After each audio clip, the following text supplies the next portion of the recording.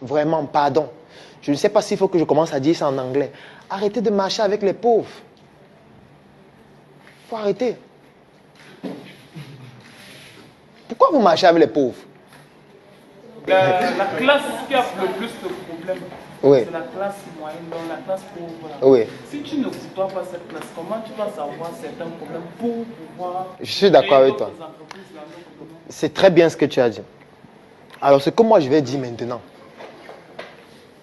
ça peut choquer, mais je vais le dire encore. Charge émotionnelle. Il faut stopper de marcher avec les pauvres. Il faut fuir les pauvres. Je vais même être plus radical. Il faut éliminer les pauvres. Il faut les éliminer. Il faut éliminer les pauvres. Parce que si nous sommes dans la situation dans laquelle nous sommes, c'est à cause des pauvres. Et je vais vous prendre un exemple pour que vous puissiez comprendre que je n'ai pas la même notion de pauvreté et de richesse que vous. Alors, moi, depuis que j'ai commencé Startup Academy, depuis 2016, il y a une expérience que je mène toujours, c'est celle de savoir quel est le montant moyen dont les jeunes ont besoin pour lancer leur projet. Moi, j'essaie toujours d'avoir ce montant moyen. À ce jour, j'ai déjà étudié plus de 1000 jeunes et le montant moyen qui revient, vous savez combien c'est? 1 million. C'est le montant moyen. Il y a certains, c'est 500 000, d'autres, c'est même 100 000. C'est-à-dire que si tu donnes 100 000, c'est suffisant pour lui pour lancer son projet. Donc, on est à 1 million. Alors maintenant, je vais vous prendre un cas de figure. C'est le cas de figure de quelqu'un qui a eu des fonctions publiques et il a volé 1 milliard. Il a volé 1 milliard. Vous savez ce que ça signifie si on veut prendre sur le référentiel des jeunes qui ont besoin des projets? Ça veut dire que c'est 1000 jeunes. En fait, il vient d'amputer l'avenir de 1000 jeunes à qui on aurait pu donner 1 million pour faire leur projet. Prenons même le cas de figure où les 1000 jeunes-là auraient eu 98% d'échecs. Ça veut dire qu'on a donné 1 million à 1000 personnes. Il y a 98% qui ont échoué et l'entreprise a fait faillite. Ça fait combien d'entreprises qui restent? 2% de 1000, ça fait combien? Et si 20 entreprises emploient une personne, ça fait combien? Ça fait combien de personnes qui travaillent? Non, plus la personne qui a le projet. Donc, si on avait étendu ça sur un an, en fait, voilà 40 personnes qu'on aurait sorties peut-être de la moto. Ou alors qu'on aurait sorti du chômage totalement. Et ça, c'est quelqu'un seul qui vient de prendre ça. On va vous dire qu'il y a quelqu'un qui a pris 50. Il y a quelqu'un qui a pris 100. Il y a quelqu'un qu'on ne peut pas compter. Parce qu'on n'arrive pas à bien évaluer combien il a pris. Bon, la question que je vais vous poser, c'est entre celui qui fait la moto et celui qui a pris 1 milliard, là, qui est pauvre? Tout simplement. C'est un problème psychologique. C'est un problème mental. C'est pour ça qu'il dit qu'il faut les éliminer. Sur la place publique même, si possible. La pauvreté est d'abord et surtout psychologique et mentale. D'abord. La pauvreté, c'est le pessimisme. La pauvreté, c'est le cerveau orienté problème. La pauvreté, c'est l'égoïsme. C'est le fait de vouloir tout prendre pour soi-même. Et ne pas considérer l'intérêt général. C'est ça la pauvreté.